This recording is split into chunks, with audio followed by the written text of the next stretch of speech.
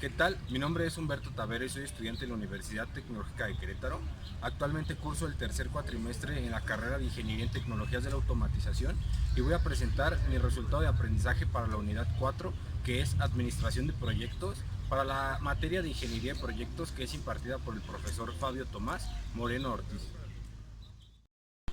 Y según la guía de flujo de procesos del PMBOK, el primer proceso es el 4.1, que es desarrollar el acta constitutiva del proyecto. Dentro de este proceso tenemos que asignar el nombre del proyecto, también tenemos que determinar cuál será el objetivo general del proyecto, así como los objetivos específicos, e identificar quiénes serán los principales interesados para el proyecto. Y para identificar a los interesados se creó la tabla de interesados. Y el siguiente proceso es el 4.2, que es el plan para la dirección del proyecto. Y para esto se creó el chat grupal de WhatsApp, en donde se estará compartiendo la información relevante para el desarrollo del proyecto. Y también se crearon estos indicadores que estarán plasmados dentro del diagrama de Gantt, en donde el color verde indica si la actividad está realizada, el color amarillo indica si la actividad está retrasada y el color rojo indica si la actividad está en riesgo.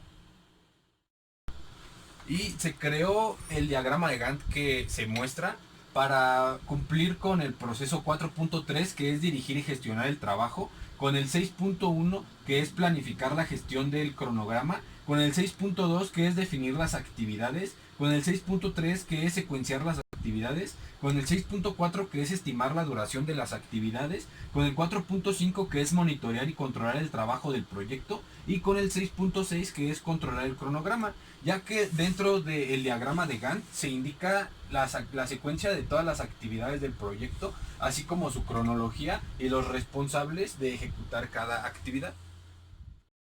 El siguiente proceso es el 4.4, que es gestionar el conocimiento del proyecto, y para esto se creó la tabla 1, que es la tabla de gestión del conocimiento, y aquí vamos a anotar el conocimiento existente y la fuente de información de obtuvimos ese conocimiento. Y esto con la finalidad de crear nuevo conocimiento que vamos a estar almacenando en una dirección de Google Drive.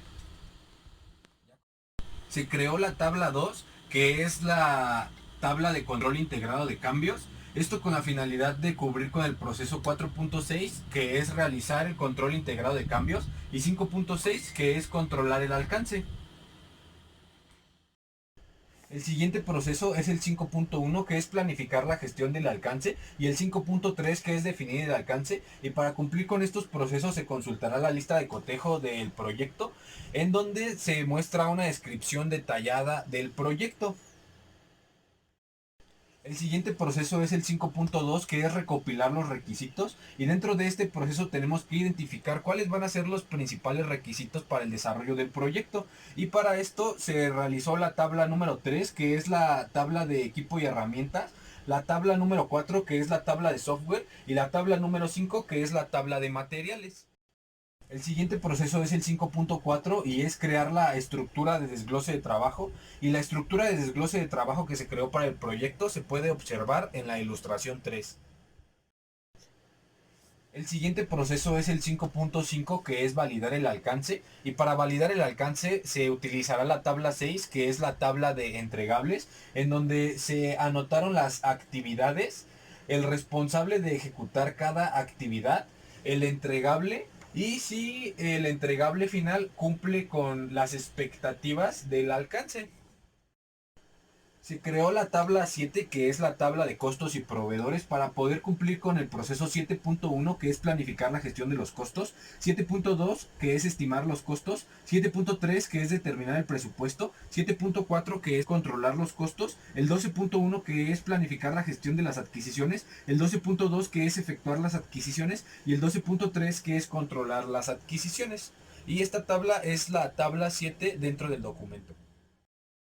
El siguiente proceso es el 8.1, que es planificar la gestión de la calidad, y para esto se tomarán las rúbricas del proyecto de robótica industrial que están disponibles en la ilustración 4 dentro del reporte. Se creó la tabla 8, que es la tabla de criterios de calidad, para poder cumplir con el proceso 8.2, que es gestionar la calidad, y 8.3, que es controlar la calidad. Se creó la tabla 9, que es la tabla de adquisición de recursos, para poder cumplir con el proceso 9.1, que es planificar la gestión de los recursos, 9.2, que es estimar los recursos de las actividades, 9.3, que es adquirir los recursos, y 9.6, que es controlar los recursos. Y dentro de esta tabla se pueden observar todos los recursos que se tienen y que se requieren para el proyecto.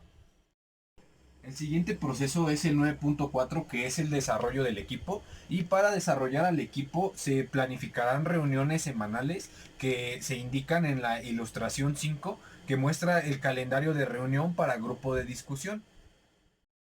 El siguiente proceso es el 9.5, que es dirigir al equipo, y para el desarrollo de este proceso se creó la tabla de evaluación del desempeño del equipo, que es la tabla 10 dentro del documento. Y en esta tabla podemos saber cuál ha sido el desempeño de cada uno de los miembros del equipo durante el desarrollo del proyecto.